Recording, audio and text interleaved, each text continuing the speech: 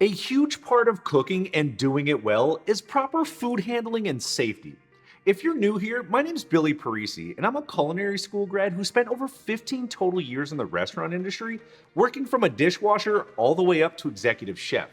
I'm taking all those experiences as part of a new series where I go back through all my old culinary school books and start over to give you a solid foundation for cooking and all things cuisine. Sound good? Let's learn. When it comes to food safety, there's absolutely nothing worse than getting food poisoning. And maybe even more importantly, you definitely do not want to be the one responsible for serving up the food that caused it.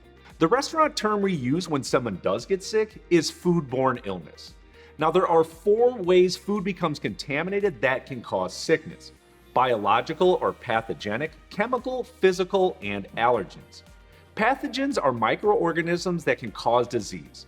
Most are too small to see with the naked eye, so it can be hard to know if the food is contaminated. That's why it's important to take extra precautions when preparing and storing food. The main type of pathogens are bacteria, viruses, fungi, and parasites. Now, there are harmless and even beneficial types of bacteria like in yogurt, cheese, and sauerkraut. And of course, there are bad bacteria that cause food to spoil that can cause toxins and infections, which leads to you being sick. The main sources of these bad bacteria to latch onto food is moisture, time, temperature, which we will cover more of in a bit, oxygen, and alkalinity. Bacteria can grow on any food from or containing animal products, food from plants, raw seed sprouts, melons, tomatoes, and raw garlic and oil mixtures. Melons and tomatoes can have issues because the soil can contaminate organisms on the rind's exterior. Botulism, staph, E. coli, and salmonella are just a few examples of bacterial diseases. Trust me, you do not want any of these. Viruses are even smaller than bacteria, and unfortunately, they can be carried on surfaces and even last up to months. They're usually passed on from someone who is sick and handles food improperly before serving it.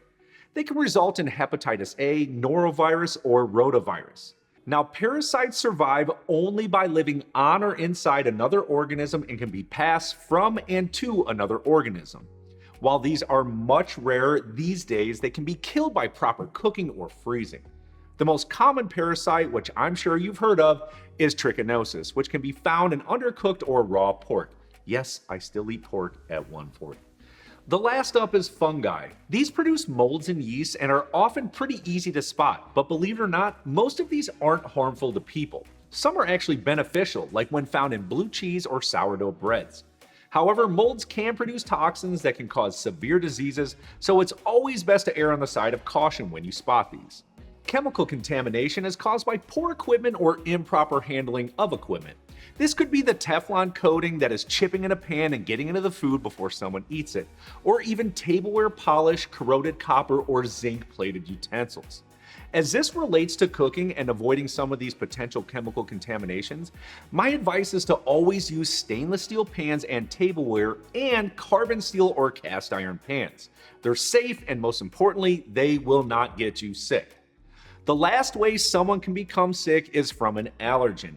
Now, this one is usually known about by you or the person you're serving. Perhaps they have a shellfish allergy or gluten, or maybe it's soy or dairy. Whatever it is, I believe this one can be mostly avoided by knowing the allergen of the person you are cooking for. The main goal here for cooks and chefs is kind of like that of doctors and nurses: do no harm. And honestly, that first starts by washing your dang hands. At least 20 seconds with soap, or as I was taught, sing happy birthday to yourself slowly twice. That's 20 seconds. And you should be scrubbing as if you're getting ready to perform surgery. All sides, in between digits, nails, and all of it in as hot of water as you can possibly stand.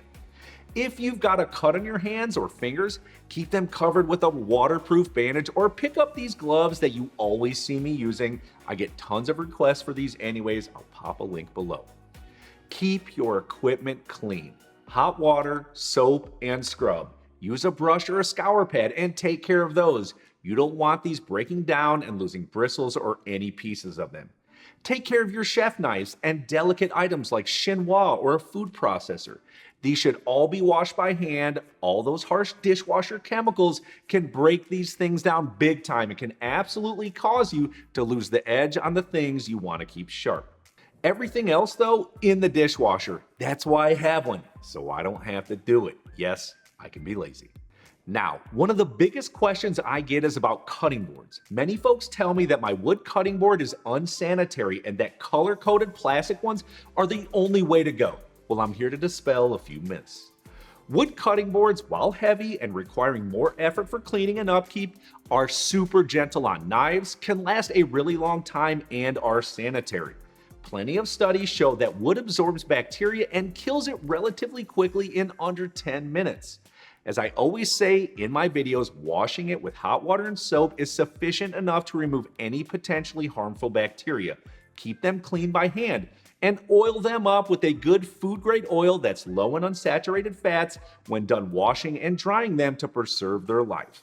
Plastic cutting boards, on the other hand, while cheap and lightweight, absolutely destroys the edge on your knife, causing you to frequently sharpen them on a stone. They also get pretty beat up from the knife scratches, and bacteria can settle in there and can be harmful if it's not thoroughly clean. Also, just ask yourself, what looks better? Yeah, I'll take a beautiful wood butcher block all day over a plastic one. Now, when using cutting boards, it's important to avoid cross-contamination. Don't cut raw chicken on a cutting board and then prepare raw vegetables on it. Clean in between uses. This goes for all raw animal proteins. You can't do pork, then beef, then fish. Either they are all on different cutting boards or thoroughly washed in between handling each of these. As I mentioned earlier, time and temperature are huge in reducing bacteria. What we say in the restaurant world is to keep food out of the danger zone. The danger zone is the temperature between 41 and 140 degrees Fahrenheit. You essentially have 4 hours in this zone before food is considered unsafe. It's the perfect temperature for breeding ground of bacteria. Anything below 40 and the bacteria do not grow, but they aren't killed either. So for the food that's left out at room temp, like at your Aunt Becky's epic 4th of July parties, technically you've got about 4 hours to eat that food that is left at room temp and in that danger zone. It's not that you're guaranteed to get sick if you eat food for that amount of time. It's just that it increases your risk to get sick. You want to heat, cool, or thaw food as quickly as possible to keep them out of those bacteria growing temperatures. Have hot food in a metal container, not plastic, because it can insulate heat. And add it to an ice bath while constantly stirring it until cool and under 40 degrees Fahrenheit. The benefit of living this far north is when temps drop below 40 for the high and much cooler at night. This is when I have my own personal walk-in cooler or freezer on my back deck. Now I can tell you with 100% certainty that I absolutely have thrown hot things in the refrigerator. Is this perfect practice? No. However, I'm realistic about my kitchen, my life, and I've got things to do. So is this the correct way? No. Do I do it? I do. I'm human. You want to heat foods and hold foods between 135 and 165, where most bacteria is killed and don't multiply. Anything over 165 will certainly kill everything within a few minutes. They'll always tell you to reheat everything past 165. However, no offense.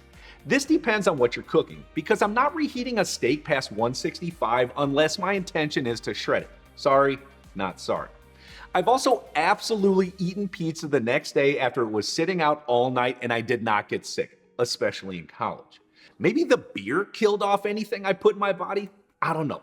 I'm just telling you what you should do. Do as I say, not as I do. And yes, smoking or slow cooking food is fine because you're going to go far past that 165 internal temp that's going to kill anything that can grow to make you sick. It's just always good to have an instant read thermometer. The one that I use and really do love is my Thermometer. It's fantastic. I've had this one for years and it still works perfectly. I'll drop a link in the description if you want to check it out. It's the quickest, most efficient way to know exactly where your food's at. Now, when thawing, it's important to place the food in the refrigerator until it's thawed. The other option is to keep food that is sealed under running water in a container to keep that water moving that is at least 70 degrees or colder. But again, it applies to the rule. You can't do this for more than 4 hours. This is meant to be a chicken breast or a pork chop. This isn't for a prime rib or a turkey. That goes in the fridge until it's thawed, no questions asked. Now, when it comes to handling raw food, whether it's animal protein or fresh produce, there are certainly some best practices out there, beginning with always washing your fruit and veg with water. Now, this may be gross, but my old chef used to tell me the same people that deliver us our raw produce are just like you and me. They rub their noses, they scratch their knees, and everything in between. So you better dang rinse off everything you can. Storing food also an incredibly important factor to ensure proper food handling. The recommended cold food storage temperatures are beef, pork, and chicken should be between 32 and 36 degrees. Fish and shellfish, 30 to 34 degrees. Dairy, 36 to 40. Eggs, 38 to 40. Or if you have live chickens, those eggs can hang out at room temperature for up to 2 weeks. Just wash the outside shell before using them and never put them in the fridge. Vegetables and fruit can be between 40 to 45.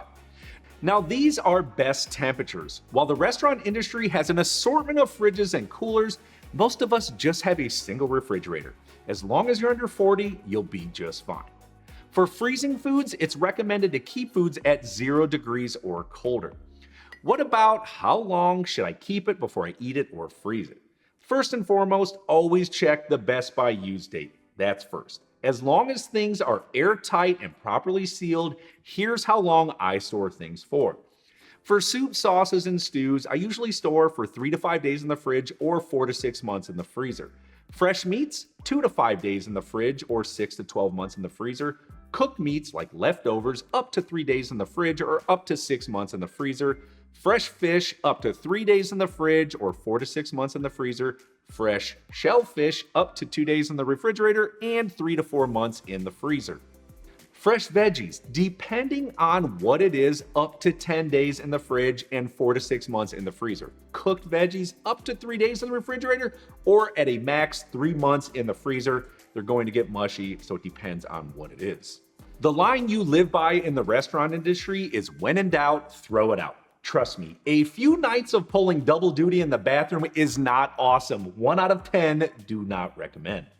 Be safe and always, always, always err on the side of caution. Also, when storing food, be sure to keep separate raw and cooked foods. As in, obviously don't store your raw chicken in the same container as your cooked. I know you'd never do that, but I just want to be crystal clear here. I also try to cover all my food with plastic wrap, keep them in containers in plastic zip bags, yes, I wash and reuse these, or vacuum sealed. I label things and I date them so I know what they are and when I bought it or cooked it. No, things don't magically become fresher when you change the date to make it newer, so don't try it. Also, use the older stuff first or else it's gonna go bad first. Common sense. I've almost only ever used a marker and some masking tape when labeling and dating. Don't make it complicated, and yes, I realize you most likely aren't going to do this with a bag of grapes or carrots. However, if you're always coming and going and eating out, it's so beneficial to know how old things are, especially when in the freezer. And if you can't see bacteria growing, it doesn't mean it can't be on there.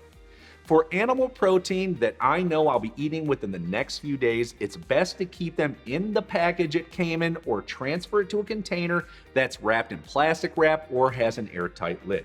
Remember, oxygen can cause food to spoil, and plus there are so many different foods in the refrigerator, you don't want to marry smells and taste just because things are uncovered. Nobody wants garlic flavored cherries, okay? Cover it up. Now, the storage containers I love the most, and honestly the ones I used in the restaurant industry, are known as delis, and the most common sizes are 8, 16, and 32 ounce.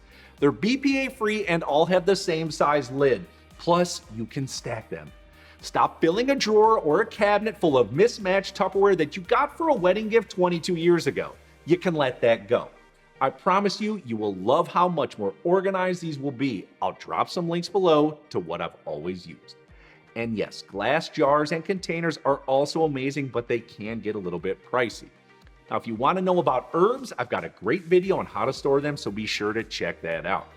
For all other things that can be left out at room temperature, I try to keep them in the original packaging. But if I do bust it open and don't use it all, then I almost always go back to these deli containers with labels and dates. That goes for beans, rice, pasta, flour, you name it. Now for fresh baked breads, it's great to keep them in brown paper bags or wrapped in a towel. That way the outside stays crusty and the inside stays nice and tender. You probably have a max of 3 days though. One also quick little chef tip for produce that maybe isn't totally ripe yet: if you put it right in the refrigerator, that ripening process is going to stop. Try leaving it out at room temperature until it's ripe and then place it covered in the refrigerator to help extend the life of it. It just works. Once everything is covered, labeled, and dated, this is the proper way to organize the fridge. Raw meats like fish, beef, pork, and chicken should be on their own shelf and on the bottom.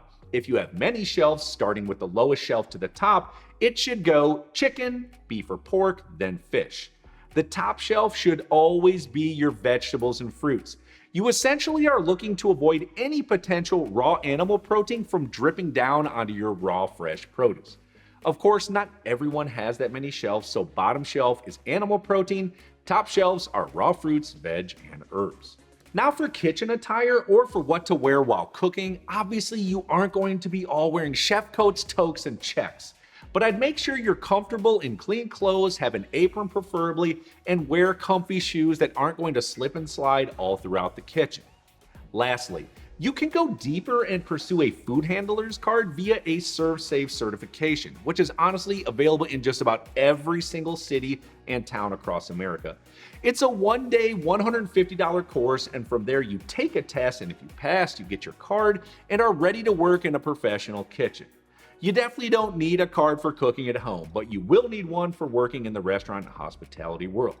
Happy cooking, Commies, and please be safe.